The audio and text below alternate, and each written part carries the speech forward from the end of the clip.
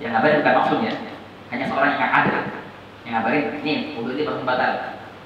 Apakah wajib kita mengambil perkataannya, berarti dia batal atau enggak? Enggak, dia enggak maksud kok. Nah, ini jelas. Kalau Imam Ibnu Hajar bilang batal. Jadi yang ngabarin enggak harus maksud. Walaupun orang yang adil itu bisa membatalkan wudu kita dengan kabarnya. Wah, ada yang dari Imam Ibnu Hajar. Kata Imam Romli kagak. Kita enggak terima kabar kecuali dari siapa? Dari orang yang maksud baru batal. Yang enggak maksud enggak batal.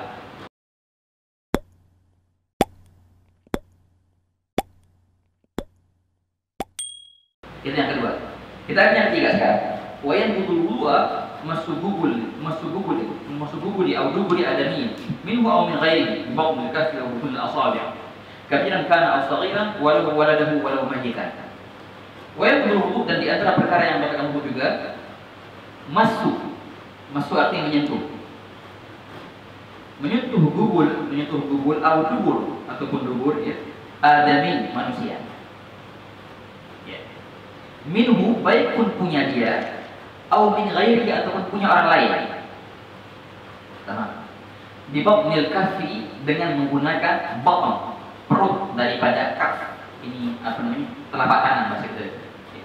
Dengan perutnya telapak tangan wa butunil asabi' dan perutnya jari-jari. Ini nih. Perutnya telapak tangan ini wa butunil asabi' dan perutnya jari-jari. Artinya bagian yang batin sahaja. Yang boleh dagang. Beliau berkata, kabiran kana au saghiran, baik pun itu orang besar, au saghiran ataupun anak kecil. Walau waladahu, walaupun anak dia sendiri, walau mayitan, walaupun itu orang mati. Ini arti daripada ibarat musannifnya. Walaupun anak dia sendiri, walaupun orang mati tetap batal. Ini gimana ceritanya? Oke. Perkara yang ketiga yang batalkan wudu, ikhwan, ketika ada orang menyentuh gubul ataupun lubur, maka batallah wudunya. Oke. Ini maaf ya, agak kalau bahasa kita agak vulgar sedikit bahasanya di sini. Yang dimaksudkan gubul itu apa sih? Oke. Yang dimaksudkan gubul yang bisa batal wudu dengan menyentuhnya hanyalah batang, itu yang batal. Adapun rambut kalau disentuh nggak batal. Ataupun aneh atau bahasanya kalau bahasanya tania ataupun dua bakso itu kalau disentuh nggak batal. Nah, jelas saya paham.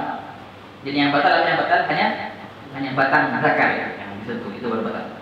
Itu gubul. Ada pun dubur yang batal nggak semua paham kan? Hanya kotor bunderan yang di situ keluar kotoran itu kok yang batal kalau disentuh. Di samping-sampingnya semua nggak batal. Jadi sangat kecil sekali area yang bila mana di situ batal. Cuma itu kok lingkaran dubur dan batangnya zakar. Itu artinya gubul dan dubur di sini. Jelas ya? Oke. Itu batal kita sentuh. Tapi kapan itu adami? Beliau bilang sini itu kalau manusia. Kalau seandainya ente nyenggol kemaluannya hewan, batal nggak wudunya? Nggak batal. Ada hewan yang disentuh itu. Apa namanya kemaluannya kayak batal itu. Nggak batal. Baik, kalau itu jadi buat adami buat manusia toh. Baik pun min wa min ghairihi, baik pun punya dia sentuh punya dia sendiri, dia batal wudu ente. Ataupun dia sentuh punya orang lain, batal juga. Beliau berkata di sini, walaupun orang lain itu anak kecil yang disentuh kemaluannya, dia batal ente. Anak saya sendiri, walaupun anaknya sendiri. Ya, biasanya ibu kan, perempuan kalau mau nyebukin anak kecil bayi. Biasanya batal sih, mau nggak mau nyentuh kemaluan biasanya kan. Walaupun itu mayit, walaupun ini udah mati, inti mau mandi cara meninggalnya, inti berwudu, nggak sengaja kesentuh kemaluannya, dia batal wudu inti. Lah udah mati, walaupun mati, batal wudu orang yang menyentuh ya, orang yang menyentuh batal, orang yang disentuh batal nggak? Nggak. Nah, mayit kita mati kita wudu lagi, belum nggak apa-apa kita mandi, inti yang batal, di sini nggak bahaya. Itu kalau ada penyentuhannya langsung ya kawan. Tapi kalau ada ada hail, nanti hail ada penghalang ya. Kalau ada penghalang nggak batal sih, nggak batal. Jadi yang batal itu hanya kalau bersentuhan ya kawan. Oke. Nah ini pembahasan yang nomor 3. Ada bahasa sedikit di sini ya kawan. Agak jarang juga sih, tapi sering terjadi ini. Yang batal tadi yang saya sebutkan apa namanya zakar tadi, batang zakar ya, batangnya zakar. Kadang-kadang ada tuh kita punya anak kecil belum sunat ya, kita sunat dia, dia sunat maka terpisahlah apa namanya kulit ya, kulit yang kecil itu, yang belum waktu sunat dipisahin kulit itu. Ketika kulit itu terpisah daripada zakar, kita yang megang tuh kulit, nah batal nggak kulit? Artinya kalau seandainya ada zakar yang terputus setengahnya ataupun semuanya ataupun sedikit tok kulit dari tok, kita pegang ke zakar yang terputus, batal nggak wudhu kita sekarang? Nah, saya kira ya, masalah ini sih, oh jarang, bukan jarang. Ini biasanya banyak terjadi waktu itu tuh waktu sunatan. Biasanya kan itu dikubur atau dibuang tuh, maksudnya dikubur sedang dibuang kulit yang kecil itu. Tapi soal batal nggak wudhunya? Batal nggak wudhu kalau kita pegang dia? Ini fuqaha mereka menyebutkan mobile di sini, kapan jadi batal? Batal kalau seandainya orang yang melihat tahu ini adalah zakar, baru batal. Kalau sudah berubah bentuknya, sekira orang melihat nggak tahu ini apaan, nih? Nggak tahu kita udah dengar, bohong, daging apaan? Nah kalau begitu, kalau menghilang sudah nama zakarnya, maka nggak batal wudhunya ya kawan. Ada orang zakar terputus, dilempar ke jalanan, diinjak mobil, udah jadi senyimpak gitu. Orang lihat ini apaan? Nggak tahu apaan itu. Batal nggak wudhunya pak? Bagian itu? Ya nggak batal. Bentuknya berubah nggak tahu apaan. Artinya hilang nama zakar itu, nggak batal. Selagi ada nama zakar, selagi ada nama ini zakar nih, paluan, nah batal ini wudhunya kalau dirikan. Nah gitu, bobotnya dia pak. Nah makanya kalau apa namanya tadi, orang yang sunatan itu, jadi apa kulit yang kecil itu, yang kecil banget, batal nggak kulit ini? Kita tanya. Kalau ini bawa orang, jangan orang lihat sunat, enggak, orang biasa. Ente tanya, ini apaan? Bakal paham nggak dia ini zakarnya terputus? Atau dia nggak tahu ini apaan? Kulit ayam kan, jadi kulit ayamnya bawa. Batal nggak wudhunya? Biasanya kan apa namanya itu? Udah hilang namanya kan biasanya.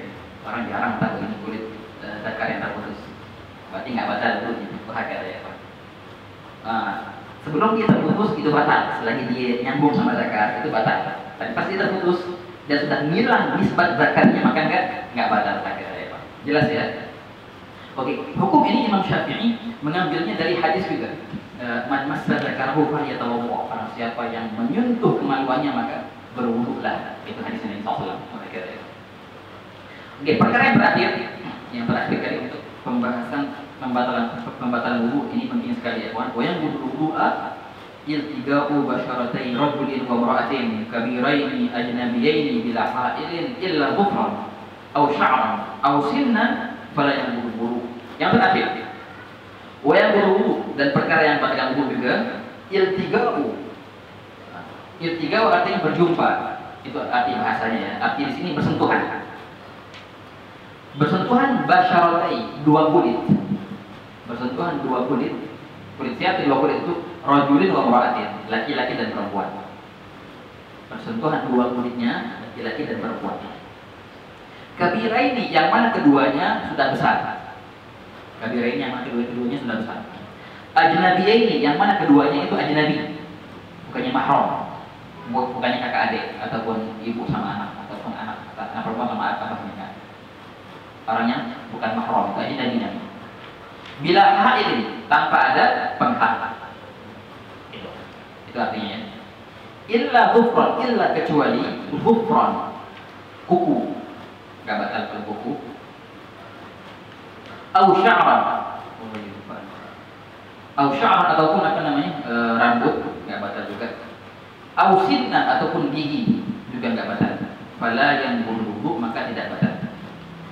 Iya, ini ada beberapa kalimat yang terlewat tadi, yang nomor 3 tadi. Sebelum kita masuk nomor 4 ini, pembahasan tentang apa namanya pertemuan kulit laki-laki dan perempuan. Yang nomor 3 tadi, nyentuh apa tuh gubul dan gubul, nyentuh zakar itu batalkan bila mana kita sentuh dengan apa, dengan ini nih, dengan telapak tangan. Kalau bahasa kita ya, dengan telapak tangan. Kalau bahasa Arab ada dua ini, namanya kaf itu cuma ini toh ya, Pak. Ini enggak namanya kaf. Dia bilang bab kaf wa butun asabi'. Ditambahin lagi kalau bahasa ini kaf dan segini toh, di atasnya butun asabi'. Apa namanya? Perut jari. Batinnya jari. Kalau maksudnya semua telapak tangan lah. Inilah kalau ente menyentuh kemaluan dengan ini baru batal. Kalau ente menyentuh kemaluan bukan dengan ini, maka nggak batal. Dengan ini contohnya, jadi sentuh kemaluan itu sampai. Dengan ataupun selain ini nggak batal. Fuqaha mereka, oke, kamu ini batal nggak? Nah, fuqaha mereka kasih bawah, kasih patokan. Coba depetkan apa namanya, kedua tangan begini. Ya. Maka tempat yang tidak terlihat itulah yang batal bila mana menyentuh kemaluan. Oh, tapi kalau jempol lain aja, kalau jempol begini. Nah, begini. Oh, ini kan masih kelihatan, berarti nggak batal. Oh, gak. Kalau jempol begini harus. Jadi jempol di sini batal wudunya kalau disentuh kemaluan dengan ini, dan semua ini batal wudunya. Kalau jadi perkara yang nggak kelihatan dengan di apa namanya di tepuk tangan kayak gini dan jari jempol begini, maka itulah yang batal wudunya bila mana dia menyentuh kemaluannya. Yang perkara yang kelihatan ini berarti kelihatan tadi kan, berarti nggak batal wudunya kalau disentuh dengan ini zakarnya gitu. Makanya di sini mereka bilang kalau seandainya ada orang yang lagi buang air kecil, ini zakarnya contohnya, dia begini nih, dia pegang begini zakarnya. Mata nggak boleh. Mata nggak boleh. Kayak gini. Kok batal? Iya. Batal bunyi. Lu kan begini megangnya. Iya tadi ceritanya apa? Ya kan buang air ceritanya. Jadi batal bunyi karena buang airnya ya, bukan karena dia megangnya begini. Buang air. Oke. Kembali ke pembahasan terakhir yang keempat. Batal wudu bila mana ada persentuhan antara dua kulit. Ini harus dua kulit, harus dua. Artinya kulit dengan kulit. Kalau seandainya kulit melawan bukan kulit, maka tidak batal. Kuku, beliau bilang dengan kuku. Ini kuku begini, nanti contohnya ini tangan perempuan, ini tangan ente laki-laki. Ente ini pegang kulit, kuku lawan kulit, kuku lawan kulit, kuku lawan kulit, terus ke atas. Batal nggak? Nggak batal. Nggak ada itu tidak lawan semua kuku lawan kulit. Atau kita melihat apa namanya itu rambut cewek panjang, itu pegang. Batal nggak wudunya? Nggak batal karena bukan kulit. Jadi yang batal cuma kulit sama kulit ya. Ataupun gigi cewek itu apa sintetis senggol. Batal nggak? Nggak batal juga. Juga seperti ini Indra Imam Ibn Hajar al-ain, kelopak mata putih-putih ini. Kalau di situ nggak batal juga. Juga seperti itu tulang al-aur. Kalau seandainya ada perempuan contohnya keluar tulangnya putih, jadi sentuh tulangnya, batal nggak? Nggak batal juga. Indra Imam Ibn Hajar jelaskan ada. Jadi yang batal kalau seandainya kulit sama kulit baru batal ini. Kulit sama selain kulit nggak batal, tapi tunggu. Banyak orang salah paham di sini. Oh jadi nggak batal ya? Nggak batal. Berarti boleh pegang. Lalu haram pegangnya ya tuan. Ini lain ceritanya, haram sama nggak batal. Cewek dapat ente pegang rambutnya. Cewek itu bukan istri ente contohnya, yang bukan mahram contohnya. Bukan istrinya, bukan ente pegang rambutnya. Oh nggak batal saya. Iya nggak batal, tapi haram nggak? Haram, nggak boleh dipegang. Lain ceritanya, batal sama haram ya haram. Bukan artinya nggak batal berarti boleh. Ya enggak lain itu ceritanya. Yang kayak tadi yang ini ntar pegang-pegangan gitu, pakai kuku. Enggak lain, perihal batal nggak batal wudu. Lah perihal haram nggak haram, jelas lagi ceritanya. Ya haram ini haram yang pegang perempuan, walaupun nggak batal wudu itu. Jelas, bahagia ya kawan. Paham ya? Oke, jadi yang batal tadi dua kulit ya. Harus rajulun mumra'atin, harus lawanan jenis, laki-laki dan perempuan. Baru batal. Kalau laki-laki pegang laki-laki atau perempuan pegang perempuan nggak batal wudunya, walaupun dia syahwat contohnya. Alhamdulillah. Pegang syahwat, walaupun syahwat nggak batal, ada syafi'inya nggak batal.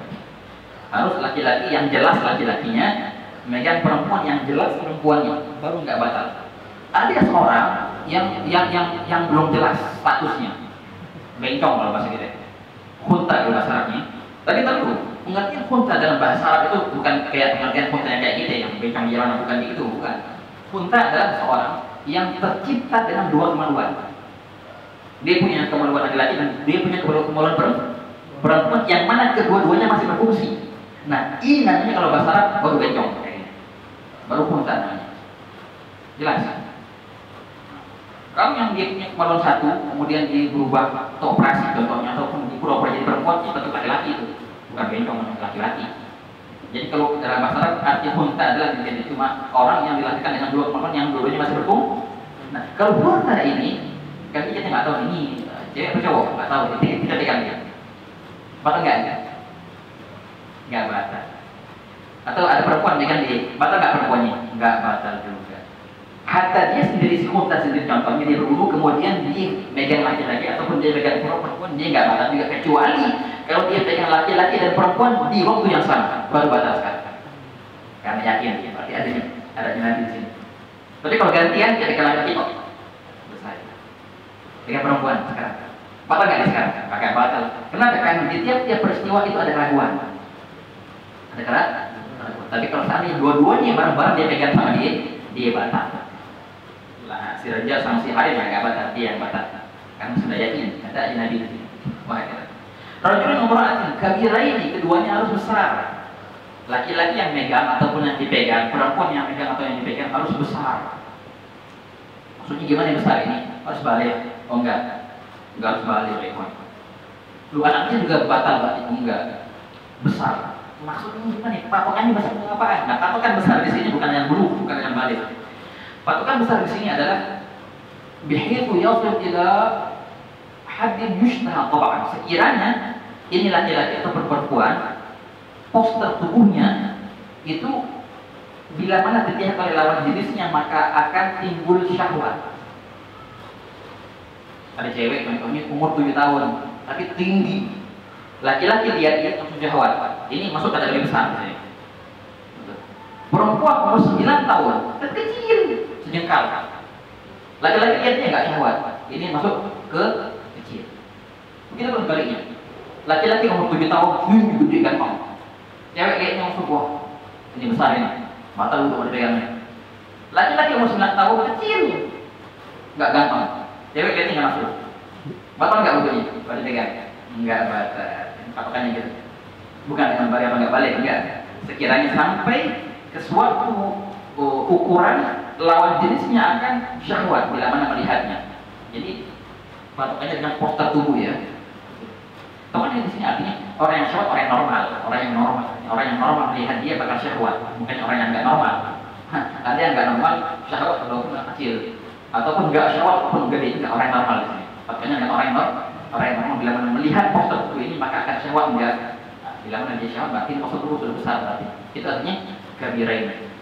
Ajnabiyin, yang kedua-duanya harus ajnabi ya kawan, harus ajnabi, kagak mahram. Antara si Raja sama si Harim ini orang yang ajnabi, nggak ada hubungan mahramiyah, ya enggak. Kalau mahram ya nggak batal kalau dipegang.